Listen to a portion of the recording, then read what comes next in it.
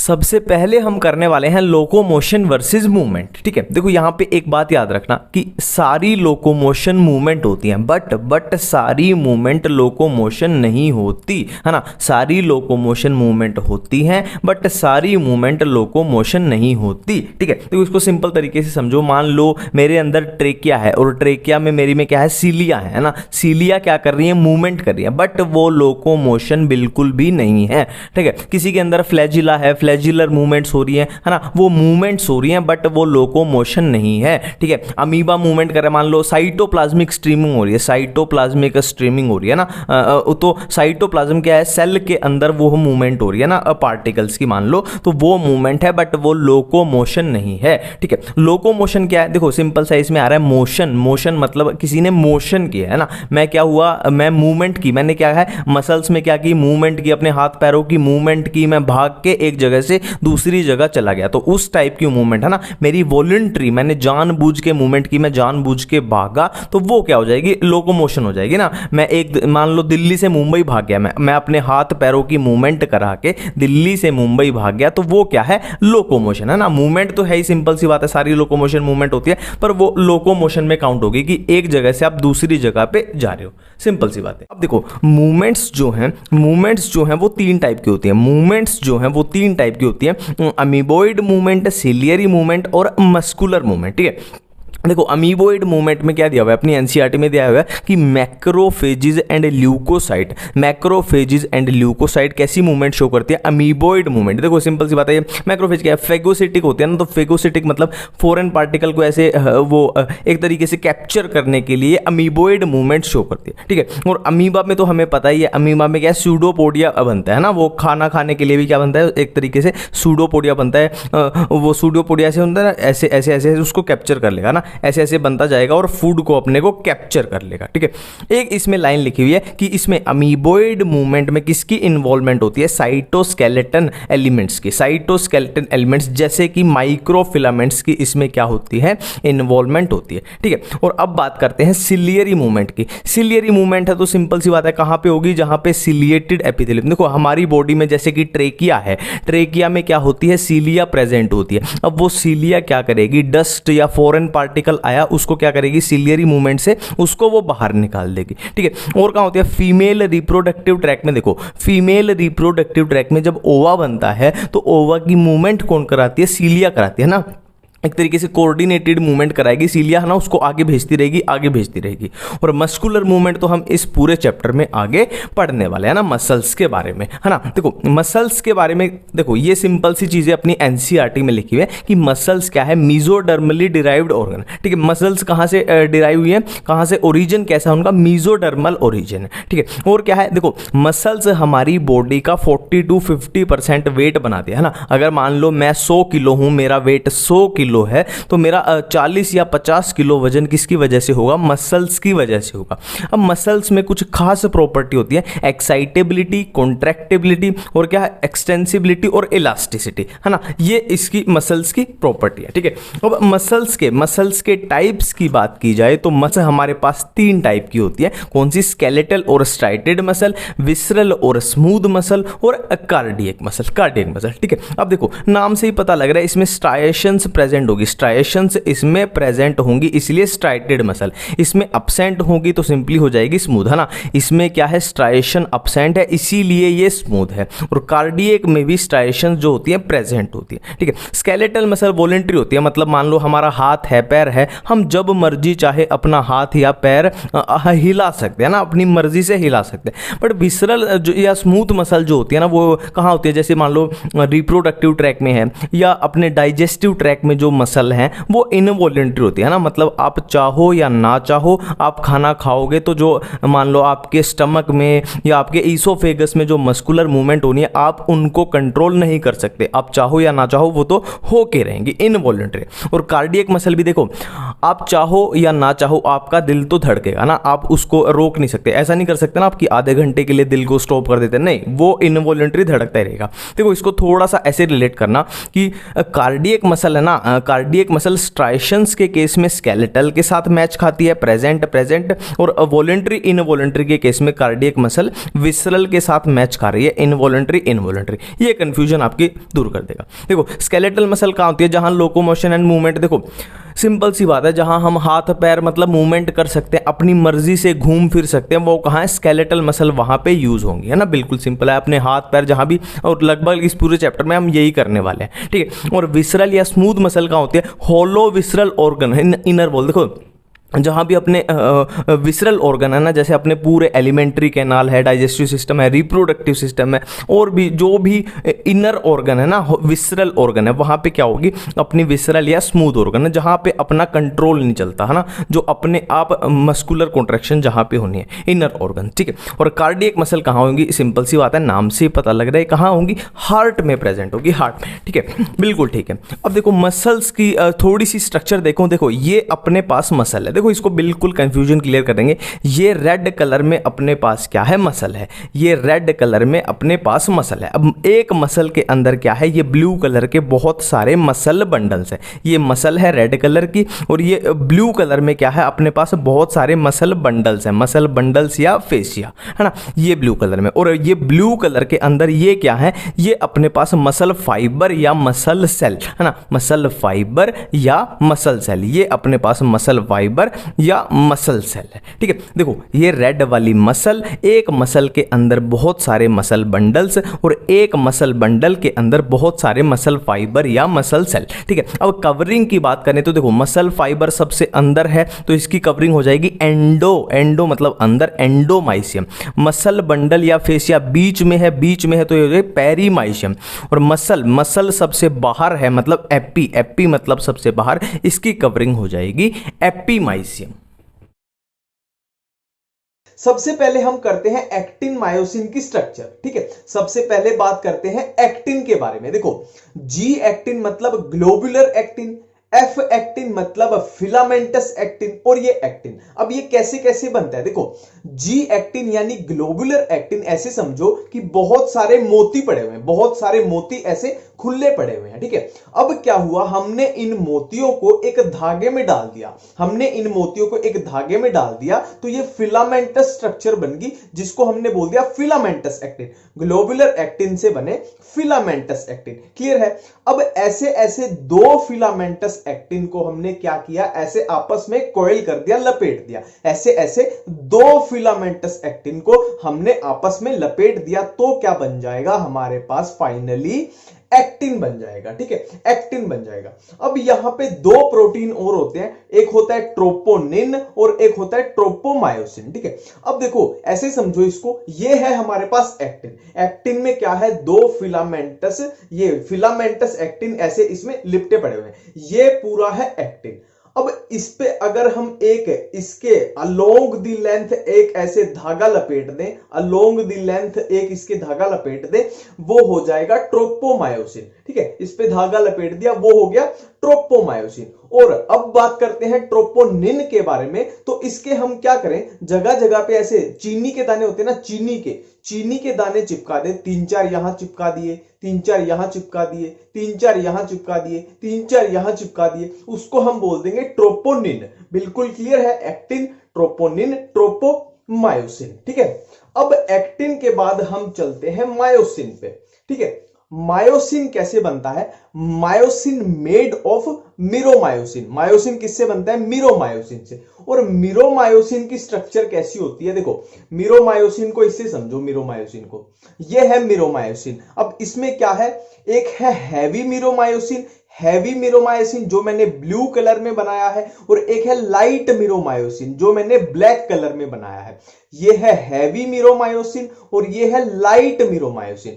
Heavy मिरोमायोसिन में क्या क्या है, हेड, ये है हेड और ये है शॉर्ट आर्म। और लाइट मिरोमायोसिन में क्या है, सिर्फ और सिर्फ टेल है, ठीक है। अब हेड पे क्या होता है, हेड पे दो साइड्स होती हैं, ठीक है। इसको अब इसमें समझते हैं पूरा। देखो ये था मीरोमायोसिन, मीरोमायोसिन में क्या है, heavy meromyosin and light meromyosin. अब लाइट मीरोमायोसिन में सिर्फ क्या है, ये टेल है, और हैवी मीरोमायोसिन में क्या क्या है, ग्लोबुलर हेड है, ये हेड है, और एक है शॉर्ट आर्म, ये है शॉर्ट आर्म। अब ग्लोबुलर हेड पे क्या है, दो साइड्स हैं, कौन सी, एक है एटीपी बाइंडिंग साइट और एक है एक्टिन बाइंडिंग साइट। जो ये एक्टिन है इसके लिए बाइंडिंग साइट, एक है एटीपी बाइंडिंग साइट, एक है एक्टिन बाइंडिंग साइट। बिल्कुल क्लियर है। मीरोमायोसिन, लाइट मीरोमायोसिन, ये हैवी मीरोमायोसिन। हैवी मीरोमायोसिन के अंदर क्या क्या है, हेड है और शॉर्ट आर्म है। हेड पे क्या है, ATP binding site and actin binding site. Clear है, बिल्कुल क्लियर है। अब एक वर्ड आता है क्रॉस आर्म। क्रॉस आर्म किसके लिए यूज होता है, सिंपल ऐसे याद रखना। देखो ये जो है ऐसे मुंडी सी निकाल के खड़ा है, ये ऐसे मुंडी सी निकाल के खड़ा है, तो ऐसे मुंडी सी निकाल के खड़ा है, उसी चीज के लिए यूज होता है वर्ड क्रॉस आर्म। बस इतना सा याद रखना। क्लियर है। अब एक वर्ड आता है सार्कोमियर। अब ये सार्कोमियर कैसे बनता है, एक्टिन से मायोसिन से मिलजुल के, इसको हम देख लेते हैं। देखो सार्कोमियर को ड्रॉ करने के लिए सबसे पहले सिर्फ एक्टिन ड्रॉ करते हैं। Actin actin actin actin actin actin actin actin, ठीक है। अब इन एक्टिन को एक लाइन के थ्रू ज्वाइन कर देते हैं। अब इन एक्टिन को एक लाइन के थ्रू ज्वाइन कर देते हैं। अब देखो सेम इधर भी तो ये लाइन के उधर भी तो सेम होंगे, actin actin actin actin actin actin, और सेम एक्टिन को ऐसे एक लाइन जोड़ेगी, और इधर भी सेम होगा, एक्टिन एक्टिन एक्टिन, है ना, और एक्टिन एक्टिन एक्टिन, और ये लाइन जोड़ेगी इन एक्टिन को। क्लियर है। अब ये हमारे पास सिर्फ क्या है, एक्टिन तैयार है, और एक्टिन को हमने जोड़ा है एक लाइन के थ्रू, ठीक है। अब जो ये लाइन है जिससे हमने एक्टिन को जोड़ा है, इसको हम बोल रहे हैं जेड लाइन, इसको हम बोल रहे हैं जेड लाइन, जेड लाइन, और ये भी जेड लाइन। क्लियर है। अब क्या है, एक्टिन के बीच में हम बनाएंगे मायोसिन, एक्टिन के बीच में मायोसिन, एक्टिन के बीच में मायोसिन, एक्टिन के बीच में myosin, myosin myosin myosin. Clear है। अब देखो यहां हमारे पास क्या क्या बन गया है। सबसे पहली बात कि दो जेड लाइन के बीच में जो भी बना, दो जेड लाइन के बीच में जो भी बना, उसको हम बोल रहे हैं एक सार्कोमियर। पहली बात क्लियर है, सार्कोमियर क्लियर है, क्या है, दो जेड लाइन के बीच, ठीक है। अब देखो हमारे पास क्या क्या बना। देखो सबसे पहले ये जो जोन बना, ये जोन बना, इसको हमने बोला एच जोन, इसको हमने बोला एच जोन। और ये पूरे मायोसिन को अगर ले लेते हैं, पूरे मायोसिन को ले लेते हैं, ये जो बना ये बनेगा ए बैंड, ये बनेगा ए बैंड, इधर भी सेम बनेगा, है ना। पूरे मायोसिन को अगर ले लें तो क्या बनेगा, ये बनेगा ए बैंड, और ये ए बैंड के बीच में जो बना, ए बैंड के बीच में ये बन गया क्या, आई बैंड, है ना। ये क्या बन जाएगा, ये बन जाएगा पूरा आई बैंड, ठीक है। अब यहां पे एक लाइन है, ये है मायोसिन। देखो ये ब्लू है हमारे पास मायोसिन, तो मायोसिन को बीच में से जो इंटरसेक्ट पूरा डाइसेक्ट करती है वो लाइन है M4 myosin, M4 M line, ठीक है। M4 myosin, M4 M line. Clear है। अब सार्कोमियर अपना क्लियर है। अब हम देखते हैं मसल कॉन्ट्रैक्शन होती कैसे है। देखो ये मैंने एक रफ डायग्राम बनाया है, इससे आपकी एनसीईआरटी की एक एक लाइन पूरी कवर हो जाएगी, ठीक है। देखो ये रेड कलर की जो है, ये है एक मसल सेल, ये है एक मसल सेल, और ये क्या है, नर्व एंडिंग, यहां से नर्व आई और ये है उसकी एंडिंग, नर्व एंडिंग है, ठीक है। अब देखो यहां पे नर्व और मसल इस जगह पे दोनों मिल रही हैं, तो इसको हम बोल देंगे न्यूरोमस्कुलर जंक्शन, न्यूरोमस्कुलर जंक्शन, या इसका दूसरा नाम होता है motor end plate, motor end plate. बिल्कुल कुछ नहीं याद किया, न्यूरोमस्कुलर जंक्शन, सिंपल है। अब देखो ये एक सेल है, ये एक सेल है, ठीक है। अब सेल के अंदर क्या होता है, सेल के अंदर खाली स्पेस क्या होता है, साइटोप्लाज्म। पर ये मसल सेल है तो यहां पे वर्ड हर जगह यूज होगा सार्कोमियर, सार्कोमियर से याद रख लेना, ठीक है। तो ये साइटोप्लाज्म को हम यहां पे बोल देंगे सार्कोप्लाज्म, ठीक है। अब सेल के बाहर ये क्या है, इसकी प्लाज्मा मेम्ब्रेन होती है। अब इसकी प्लाज्मा मेम्ब्रेन को, मसल सेल की प्लाज्मा मेम्ब्रेन को हम बोल देंगे क्या, सार्कोलेमा, ठीक है। और ये एंडोप्लाज्मिक रेटिकुलम होता है ना सेल में, तो यहां पे क्या हो जाएगा, सार्कोप्लाज्मिक रेटिकुलम। और इस सार्कोप्लाज्मिक रेटिकुलम के अंदर क्या भरे पड़े हैं, कैल्शियम भरे पड़े हैं। बिल्कुल क्लियर है। अब देखते हैं, देखो ये नर्व एंडिंग है, नर्व एंडिंग में क्या भरा पड़ा है, एसिटाइल कोलिन भरा पड़ा है। एसिटाइल कोलिन जब यहां पे ऐसे रिलीज होगा तो क्या करेगा, देखो ये है इसकी मेम्ब्रेन, सार्कोलेमा क्या है, प्लाज्मा मेम्ब्रेन। प्लाज्मा मेम्ब्रेन में ऐसे एक्शन पोटेंशियल जनरेट होगा, पूरी प्लाज्मा मेम्ब्रेन में एक्शन पोटेंशियल जनरेट होगा। अब ये एक्शन पोटेंशियल यहां जब पहुंचेगा तो ये सार्कोप्लाज्मिक रेटिकुलम पे इफेक्ट करेगा। इफेक्ट से क्या होगा, अंदर जो कैल्शियम स्टोर थे ये कहां आ जाएंगे, सार्कोप्लाज्म में। ये खाली स्पेस में आ गए, खाली स्पेस क्या है, सार्कोप्लाज्म। तो ये कैल्शियम आ गए सार्कोप्लाज्म में। अब ये कैल्शियम क्या करेंगे, ये कैल्शियम रिलीज हो चुके हैं, सार्कोप्लाज्म में आ चुके हैं, ठीक है। अब हम चलते हैं इस पे जो हमने ऑलरेडी किया था। अब ये कैल्शियम क्या करेंगे, इस ट्रोपोनिन पे, तो यहां से यहां कैल्शियम आ गए, इस ट्रोपोनिन पे बाइंड कर जाएंगे। हमने क्या किया था कि ये एक्टिन है और ट्रोपोमायोसिन क्या है, इस पे धागा लिपटा हुआ है, और ट्रोपोनिन क्या किया था कि इस पे चीनी के दाने कुछ यहां चिपका दिए, कुछ यहां चिपका दिए, कुछ यहां चिपका दिए। अब ये ट्रोपोनिन यहां पे है ना, जो मायोसिन की बाइंडिंग साइट होती है ना, मायोसिन की बाइंडिंग साइट है, देखो इस पे क्या थी, एक्टिन बाइंडिंग साइट। तो उन बाइंडिंग साइट को ये ट्रोपोनिन कवर करके बैठा है, तो कैल्शियम जब इस ट्रोपोनिन पे लगेगा तो क्या होगा, वो कवर हट जाएगा। तो क्या होगा, इस पे जो एक्टिन बाइंडिंग साइट थी ये उस पे चिपक जाएगा, मायोसिन एक्टिन पे चिपक जाएगा। क्लियर है ना। देखो ट्रोपोनिन कहां था, एक्टिन पे, वो उसकी मास्क लगा के बैठा था, कवर करके बैठा था, इसको एक्टिन पे बाइंड नहीं करने दे रहा था। पर जब कैल्शियम आया, ट्रोपोनिन पे कैल्शियम लगा, तो उसने क्या किया, उसका वो मास्क हटा दिया। तो क्या होगा, ये मायोसिन फिर इस एक्टिन पे बाइंड कर सकता है, ठीक है। अब देखते हैं ये बाइंडिंग के बाद क्या होता है। अब देखो स्लाइडिंग फिलामेंट थ्योरी को पूरा क्लियरली समझते हैं। अभी हमने सार्कोमियर किया था, तो वहां से बिल्कुल क्लियर है कि ये रेड वाले क्या हैं, एक्टिन है, और आप देख पा रहे हो कि ये थिन है, तो इनको हम बोल देंगे थिन फिलामेंट। और ये बीच में क्या है, ब्लैक वाले, ये है मायोसिन, और ये थिक हैं, इसलिए इनको बोल देंगे हम थिक फिलामेंट। ये क्लियर है। अब देखो क्या होता है, अब देखो ये जो ब्लैक कलर का मैंने बनाया यही तो है। मैं इसका यहाँ पे हेड नहीं बना पाया, इतनी कलाकारी मेरे को आई नहीं, पर ये ऐसे याद रखना कि इसके ये हेड है, यहाँ पे ऐसे इसके हेड निकले हुए, ठीक है। अब क्या होगा, देखो अब होगी कॉन्ट्रैक्शन, ये है रिलैक्स्ड, पूरा रिलैक्स मसल है, कुछ नहीं कर रही।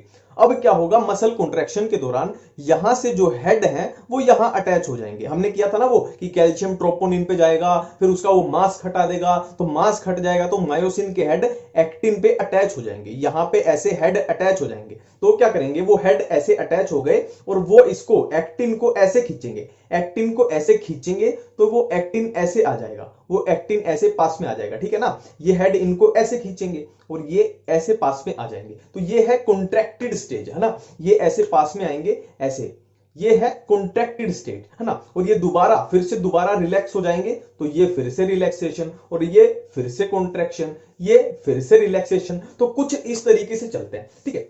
अब देखो एटीपी की कंफ्यूजन से कैसे बचना है। एटीपी जैसे एनसीईआरटी में दिया हुआ है वैसे पूरा कंफ्यूज हो जाता है, समझ ही नहीं आता कब क्या हुआ। तो इसको जैसे फ्लो में मैं बताऊंगा वैसे ही याद रखना। देखो रेड कलर में है एक्टिन, ब्लैक कलर का है ये मायोसिन, और यहां पे होगा मायोसिन हेड जो यहां पे अटैच होगा और एक्टिन को ऐसे खींचेगा। बिल्कुल क्लियर है।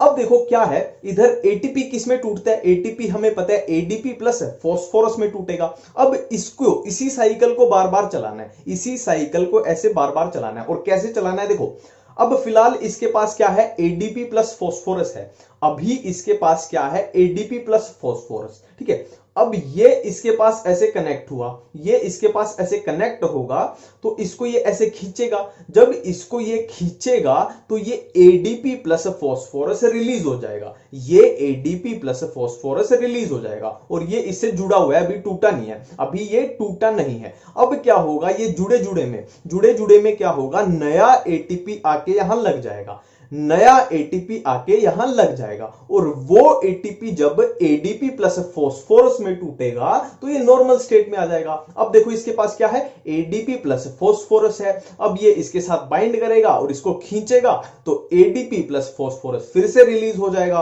और फिर से क्या होगा, नया एटीपी इस पे अटैच होगा। अब ये एटीपी एडीपी प्लस फॉस्फोरस में टूटेगा तो फिर से नॉर्मल, फिर से ऐसे जाएगा, फिर से इसको रिलीज कर देगा, फिर से नया एटीपी। तो इस तरीके से इस कंफ्यूजन से बच सकते हैं।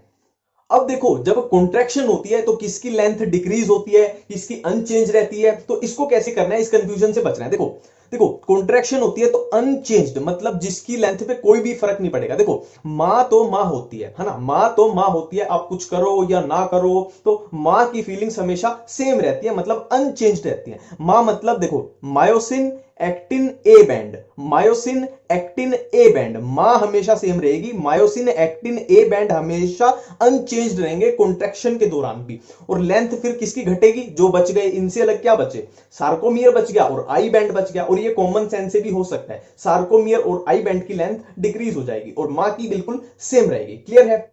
अब देखो एक बात याद करो कि हमने रेस्पिरेशन इन प्लांट्स वाले चैप्टर में क्या किया था कि अपने पास एनएरोबिक रेस्पिरेशन में क्या होती थी, फर्मेंटेशन होती थी और लैक्टिक एसिड फर्मेंटेशन हमने की थी। तो यही वही बात है कि ऑक्सीजन खत्म हो जाएगी, एनर्जी खत्म हो जाएगी क्या, तो क्या होगा, देखो सिंपल सी बात है, अगर हम बहुत ज़्यादा भाग रहे हैं 30 किलोमीटर भाग लिए, 40 किलोमीटर भाग लिए, तो एक पॉइंट तो ऐसा आएगा ना जब एनर्जी खत्म हो जाएगी, ऑक्सीजन अपनी बिल्कुल कम हो जाएगी, बिल्कुल खत्म जैसे हो जाएगी, तो क्या हो जाएगा, अनएरोबिक रेस्पिरेशन होगी। अनएरोबिक है ना, उसमें क्या होगा, लैक्टिक एसिड बनेगा, एक तरीके से फर्मेंटेशन होगी, लैक्टिक एसिड उसमें बनने लगेगा। ठीक है, अब यहां पे एक बहुत इंपॉर्टेंट चीज है, रेड फाइबर और व्हाइट फाइबर। रेड फाइबर और व्हाइट फाइबर, देखो सिंपल सी बात है, ये रेड क्यों है, पहला क्वेश्चन तो ये रेड क्यों है। सिंपल सी बात है, इसमें एक पिगमेंट होता है मायोग्लोबिन। मायो मतलब क्या होता है, मसल, मायो मतलब मसल होता है, मायोग्लोबिन इसमें बहुत ज्यादा पिगमेंट होता है और इसीलिए इनका कलर कैसा होता है, रेड होता है, इसीलिए हम इनको रेड बोल रहे हैं। और मायोग्लोबिन क्या होता है, ये एक तरीके से जैसे हीमोग्लोबिन होता है ना, हीमोग्लोबिन ब्लड में होता है और ये मसल में होता है ना, ये ऑक्सीजन कंटेनिंग पिगमेंट है रेड कलर का। ठीक है, तो रेड फाइबर में मायोग्लोबिन हाई है, व्हाइट फाइबर में लो है ना। और ये मायोग्लोबिन रेड कलर का होता है, इसीलिए इनका कलर हो गया रेडिश, इनका व्हाइटिश या पेल। ठीक है, देखो और ये देखो रेड फाइबर मायोग्लोबिन कैसा है, ऑक्सीजन कंटेनिंग पिगमेंट है। तो ऑक्सीजन का यूज हम कहां करते हैं, माइटोकॉन्ड्रिया में करते हैं, हमने देखा था रेस्पिरेशन में माइटोकॉन्ड्रिया में करते हैं। तो ऑक्सीजन ज्यादा, तो सिंपल सी बात है इसमें माइटोकॉन्ड्रिया भी ज्यादा और इसमें माइटोकॉन्ड्रिया लो। ठीक है, अब ऑक्सीजन का यूज हो रहा है, माइटोकॉन्ड्रिया का यूज हो रहा है, तो सीधी सी बात है ना, हमने क्रेब साइकिल की थी और वो क्या की थी, लिंक रिएक्शन की थी, तो मतलब सीधी सी बात है ये एरोबिक रेस्पिरेशन में काम आएगी और ये एनएरोबिक में। सार्कोप्लाज्मिक रेटिकुलम याद रखना है, इसमें कम होता है, इसमें ज्यादा। ठीक है, ह्यूमन स्केलेटल सिस्टम में टोटल बोन्स का नंबर होता है 206। अब ह्यूमन स्केलेटल सिस्टम दो पार्ट्स में डिवाइडेड है, axial skeleton and appendicular skeleton. Axial में टोटल 80 बोन्स और अपेंडिकुलर में 126। अब वन बाय वन इनको करते हैं। अब देखो एक्सियल स्केलेटन में कौन सी बोन्स आएंगी, सबसे पहले स्कल जिसमें होंगी 22 बोन्स, जिसमें कौन सी है, फेशियल। 22 में से फेशियल होंगी 14 और क्रेनियम होंगी 8। ठीक है, अब देखो फेशियल में कौन सी बोन है, nasal, inferior nasal, maxilla, mandible, vomer, zygomatic, palatine and lacrimal. इसमें मैंडिबल और वोमर हैं वो दोनों एक एक है, बाकी सारी दो दो हैं। और क्रेनियम में कौन सी होगी, parietal, temporal, frontal, sphenoid, ethmoid, occipital. इसमें पैराइटल और टेम्पोरल हैं वो दो दो हैं, बाकी सारी एक एक है। नेक्स्ट है ईयर बोन्स, दोनों कानों की लगाएं तो मेलियस, इनकस्टेपस दो दो हो जाएंगी। ठीक है, नेक्स्ट है वर्टिब्रल कोलम जिसमें होंगी total 26, 7 cervical, 12 thoracic, 5 lumbar, 1 sacrum, 1 कोक्सिक्स, है ना, ये फ्यूज होती है कोक्सिक्स और सैक्रम, इसलिए एक एक है। नेक्स्ट है थोरेक्स जिसमें होंगी टोटल 25, जिसमें से 12 पेयर मतलब टोटल 24 रिब्स हो जाएंगी और एक हो जाएगी स्टर्नम। और लास्ट है हायोइड बोन जिसका नंबर होता है सिर्फ एक, तो एक टोटल हो जाएंगी कितनी, एक्सियल स्केलेटन में 80 बोन्स। अब बात करते हैं अपेंडिकुलर स्केलेटन की जिसमें होती है टोटल 126 बोन्स। ठीक है, जिसमें क्या क्या होता है, गडल्स एंड लिप्स। देखो गडल्स में क्या होगा, pectoral girdle and pelvic girdle. Pectoral girdle में होंगी स्कैपुला एंड क्लेविकल, दोनों दो दो होंगी, मैं दोनों साइड की बता रहा हूं, ठीक है। और पेल्विक गडल में क्या होगी, कोक्सल बोन जो इलियम इस्चियम प्यूबिस के फ्यूजन से बनती है, दोनों साइड दो बोन होंगी, ठीक है। और लिम्स में क्या है, फोर लिम और हाइंड लिम। फोर लिम में होंगी humerus, radius, ulna, carpals, metacarpal, phalanges, ये इनके नंबर हैं। हाइंड लिम में femur, patella, tibia, fibula, tarsals, metatarsal and phalanges, ये इनके नंबर है, ठीक है। अब देखो ये रिब्स की कंफ्यूजन देख लेते हैं कि ट्रू रिब्स क्या होती हैं, फॉल्स रिब्स क्या होती हैं, फ्लोटिंग रिब्स क्या होती हैं। देखो ट्रू रिब्स क्या होती हैं, देखो सिंपल सा एक चीज समझो, ये अपनी चेस्ट वाली साइड है, चेस्ट वाली साइड में बीच में क्या होगा, ये स्टर्नम होगी, स्टर्नम। और ये अपनी बैक वाली साइड है, पीछे पीछे क्या होगी, ये पूरी पीछे, ये पूरी जाएगी क्या, वर्टिब्रल कॉलम, ठीक है। और ये क्या है, अपनी रिब्स हैं, ठीक है। तो फर्स्ट सेवन पेयर जो रिब्स होती है वो आगे वाली साइड किससे कनेक्टेड है, स्टर्नम से कनेक्टेड है, और पीछे वाली साइड किससे कनेक्टेड है, अपने वर्टिब्रल कॉलम से कनेक्टेड है, ठीक है। इसीलिए इनको बोलते हैं ट्रू रिब्स, है ना। आगे स्टर्नम से, पीछे वर्टिब्रल कॉलम, है ना। अपना बेसिक रूल ये फॉलो कर रही है। और इनको हम मैं बोल सकता हूं ना, क्या बोल सकते हैं कि वर्टिब्रो स्टर्नल रिब्स, है ना। इसको क्या बोल सकते हैं, वर्टिब्रो मतलब वर्टिब्रल मतलब पीछे वर्टिब्रल कॉलम से, स्टर्नल मतलब ये स्टर्नम से, वर्टिब्रो स्टर्नल रिब्स, है ना। ये ट्रू रिब्स है अपनी। और फॉल्स रिब्स में क्या होगा, देखो पीछे पीछे ये वर्टिब्रल कॉलम से तो कनेक्टेड है, 8th 9th और 10th पेयर होती है अपनी फॉल्स रिब। देखो पीछे वर्टिब्रल कॉलम से कनेक्टेड है, पर आगे आगे ये स्टर्नम से डायरेक्टली कनेक्टेड नहीं है।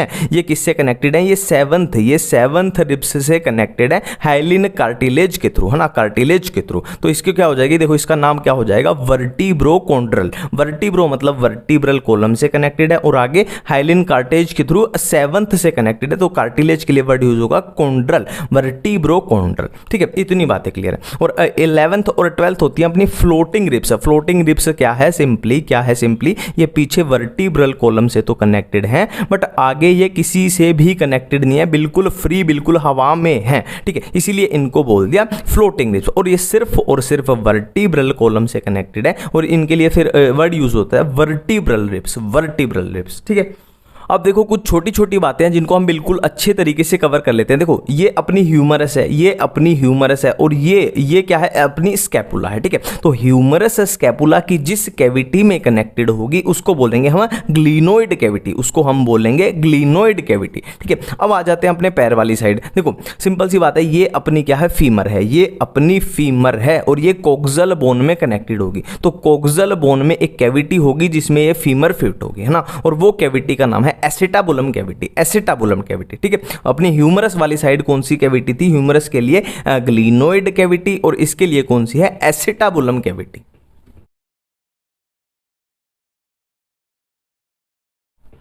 अब देखो जॉइंट्स हमारे पास कितने टाइप के होते हैं, जॉइंट्स, है ना। Fibrous joints, cartilaginous joints, synovial joint, है ना। 3 टाइप के अपने पास जॉइंट्स हैं, फाइबरस जॉइंट्स, कार्टिलेजिनस जॉइंट्स और साइनोवियल जॉइंट, ठीक है। देखो फाइबरस जॉइंट के बारे में याद रखना है कि do not allow any movement, मतलब इसमें मूवमेंट अलाउ नहीं होगी, इसमें मूवमेंट बिल्कुल भी नहीं होगी। और कार्टिलेजिनस जॉइंट्स में क्या याद रखना है कि इसमें थोड़ी बहुत मूवमेंट अलाउड होती है, लिमिटेड मूवमेंट अलाउड होती है। और साइनोवियल जॉइंट्स में बहुत सारी मूवमेंट होती है, बहुत सारी मूवमेंट, ठीक है। इसमें बिल्कुल नहीं, इसमें थोड़ी बहुत, इसमें बहुत सारी, ठीक है, बिल्कुल ठीक है, इतनी बात है। अब ये कहां पे है, इसके एग्जांपल क्या, देखो स्कल बोन्स में, इसके एग्जांपल क्या याद रखना है, स्कल बोन्स में ये होती है, स्कल बोन्स में फाइबरस जॉइंट प्रेजेंट होते हैं, फाइबरस, ठीक है। अब फाइबरस है तो इसमें क्या प्रेजेंट हो गए, dense fibrous connective tissue, fibrous connective tissue होंगे, सिंपल सी बात है, कॉमन सेंस की बात है। और कार्टिलेजिनस की बात करें तो ये कहां पे प्रेजेंट होगी, वर्टिब्री के बीच में ना, वर्टिब्रल कॉलम होती है ना, वर्टिब्री के बीच में कार्टिलेजिनस जॉइंट प्रेजेंट होंगे, है ना, लिमिटेड मूवमेंट इसमें। और साइनोवियल जॉइंट तो क्या है, साइनोवियल जॉइंट की कैरेक्टरिस्टिक क्या है, फ्लूइड होता है ना, fluid filled synovial cavity present होती है ना। देखो दो बोन्स हैं मान लो आपस में कनेक्ट कर रही हैं, तो उनके बीच में क्या होगा, कैविटी प्रेजेंट होगी जिसमें फ्लूइड फील्ड होगा। और ये जो भी है इनको हम याद करने की ट्रिक अब कर लेते हैं, ठीक है। देखो पहले एक कॉमन सेंस की बात बताता हूं। मान लो ये कोई इंसान है और इसके मैंने ये ब्लैक कलर के जॉइंट्स बनाए हैं, ये शोल्डर जॉइंट्स हैं, ये एल्बो जॉइंट्स हैं, और ये हिप जॉइंट है, और ये नी जॉइंट है। तो यहां एक कॉमन सेंस की बात चलती है कि जो जॉइंट, जिस टाइप का जॉइंट शोल्डर में होगा उसी टाइप का जॉइंट प्रेजेंट होगा हिप में, और जिस टाइप का जॉइंट एल्बो में होगा उसी टाइप का जॉइंट प्रेजेंट होगा कहां, नीज में, है ना। क्लियर है। अब देखो बात करते हैं, सबसे पहले क्या है, ball and socket joint. Ball and socket joint. तो आपने जसप्रीत बुमराह को बॉलिंग करते हुए देखा होगा, आपने बॉल से याद आएगा बॉलिंग। तो जसप्रीत बुमराह जब बॉलिंग करता है तो आपने देखा होगा उसका हाथ कहां से मूव करता है, उसका हाथ कहां से मूव करता है, उसका हाथ यहां से मूव करता है शोल्डर जॉइंट से, ठीक है। तो बॉल एंड सॉकेट में शोल्डर याद आ गया, तो जो शोल्डर में होगा वही होगा कहां, हिप में। Shoulder joint and hip joint बिल्कुल क्लियर है। नेक्स्ट है हिंज जॉइंट। देखो हिंज में हमें कुछ भी याद नहीं करना, सिर्फ हिंज का मतलब देखते हैं क्या होता है। देखो ये होता है हिंज, आपने दरवाजों में भी लगा हुआ देखा होगा, कैसे मुड़ता है ये, कैसे सीधा होता है। तो इसको देखते ही समझ आ जाएगा कि हिंज टाइप का जॉइंट कहां होना चाहिए, एल्बो और नी में। एल्बो और नी बिल्कुल हिंज के जैसे मुड़ते हैं, सीधे होते हैं। तो एल्बो और नी में हो गया हिंज जॉइंट, कुछ भी याद नहीं किया, ठीक है। नेक्स्ट है आम आदमी पार्टी। आम आदमी पार्टी, ए से एटलस, ए से एक्सिस, पी से पाइवट जॉइंट। पाइवट जॉइंट कहां होगा, एटलस और एक्सिस के बीच में, बिल्कुल क्लियर है। नेक्स्ट देखो, दो कार जहां भी होती है, देखो दो कार या रोड पे चल रही हैं या पार्किंग में खड़ी है, उन दोनों के बीच में गैप होना जरूरी है, नहीं तो आपस में टच होगी। मान लो रोड पे चल रही है, एक्सीडेंट हो जाएगा, पार्किंग में है, स्क्रैच हो जाएंगे। तो दो कार के बीच में गैप होना जरूरी है। तो दो कार का मतलब है दो कार्पल्स के बीच में होगा G for gap, G for gliding joint. Carpals के बीच में होगा ग्लाइडिंग जॉइंट। अब लास्ट है सैडल जॉइंट। इसकी सिंपल सी ट्रिक है, सैड सीएम। सैड मतलब उदास, सीएम मतलब चीफ मिनिस्टर। चीफ मिनिस्टर जो है उदास है, सैड सीएम। तो सीएम अगर सैड है तो वो अपनी फीलिंग्स कैसे बताएगा, ऐसे थम्स डाउन करके, ऐसे थम्स डाउन करके। तो सैडल जॉइंट कहां होगा, C for carpal, M for metacarpal के बीच में। और कहां पे होता है ये थम्स डाउन से याद आएगा, थंब के कार्पल मेटाकार्पल के बीच में होगा सैडल जॉइंट, ठीक है। अब लास्ट टॉपिक है disorders of muscular and skeletal system. देखो सबसे पहले मेस्थीनिया ग्रेविस। देखो यहाँ पे आपको कंफ्यूजन पक्का क्रिएट होने वाली है मेस्थीनिया ग्रेविस और मस्कुलर डिस्ट्रोफी में। सिंपल सा ऐसे याद रखना है, ये ऑटो इम्यून है, ये जेनेटिक है। मैं फिर से रिपीट करता हूँ, मेस्थीनिया ग्रेविस क्या है, ऑटो इम्यून है। मस्कुलर डिस्ट्रोफी क्या है, जेनेटिक डिसऑर्डर है। मैं एक बार फिर से रिपीट करूंगा, इसमें पक्का कंफ्यूजन होने। ये मेस्थीनिया ग्रेविस क्या है, ऑटो इम्यून डिसऑर्डर है। मस्कुलर डिस्ट्रोफी जो है अपना जेनेटिक डिसऑर्डर है, ठीक है। देखो मेस्थीनिया ग्रेविस में क्या होता है, autoimmune disorder affecting neuromuscular junction leading to fatigue, थकान, वीकनिंग, कमजोरी, पैरालिसिस, मतलब लकवा मार जाता है। सिंपल सी बात है। मस्कुलर डिस्ट्रोफी क्या है, अपना जेनेटिक डिसऑर्डर है, जेनेटिक डिसऑर्डर, ठीक है, बिल्कुल ठीक है। अब टेटेनी में क्या होता है, टेटेनी में क्या होता है, rapid spasm, wild contraction is muscle due to low calcium in body fluid. अब यहाँ पे याद रखने लायक दो बातें हैं। टेटेनी का दो तरीके से क्वेश्चन पूछा जाएगा, लो कैल्शियम, पहला क्वेश्चन लो कैल्शियम, दूसरा क्वेश्चन क्या है, रैपिड स्पाज्म, या जिसको हम वाइल्ड कॉन्ट्रैक्शन भी बोल सकते हैं। रैपिड स्पाज्म या वाइल्ड कॉन्ट्रैक्शन, दो क्वेश्चन बनेंगे। अर्थराइटिस, देखो किसी भी वर्ड के पीछे आइटिस आ जाए ना, आइटिस का मतलब होता है इन्फ्लामेशन। अब अर्थरोलॉजी क्या होती है, स्टडी ऑफ जॉइंट। अर्थरो मतलब जॉइंट्स, आइटिस मतलब इन्फ्लामेशन, तो सिंपली इन्फ्लामेशन ऑफ जॉइंट्स, ठीक है। ऑस्टियोपोरोसिस क्या है, देखो ओ से याद रखना कि ओ फॉर ओल्ड, मतलब ये क्या है, एज रिलेटेड डिसऑर्डर है, जिसमें क्या है, देखो पोरोसिस मतलब ऐसे याद रखना ना, सिंपल सा है। पोरोसिस मतलब बोन में जैसे पोर हो रहे हैं ना, बोन कमजोर हो रही है, बोन का चाहे बोन मास डिक्रीज हो रहा है, उसमें पोर्स होते जा रहे हैं, है ना, ऐसे याद रखना। और उसमें पोर्स हो जाएंगे तो वो कमजोर हो जाएगी, तो फ्रैक्चर के चांस भी बढ़ जाएंगे। और ये क्यों होता है, decreased level of oestrogen is a common cause. इसको भी हम ऐसे याद रख सकते हैं कि एज रिलेटेड है, मतलब जब कोई बूढ़ा होता जाएगा, उसकी एज बढ़ती जाएगी, बूढ़ा होता जाएगा, तो हार्मोन की भी उसमें कमी आने लग जाएगी, एस्ट्रोजन की कमी आने लग जाएगी। और गाउट में तो सिंपल सा है, वन वर्ड आंसर है। गाउट का वन वर्ड आंसर है uric acid crystal. Uric acid crystal की क्या है, एक्यूमुलेशन हो जाती है, वो होता है अपना गाउट।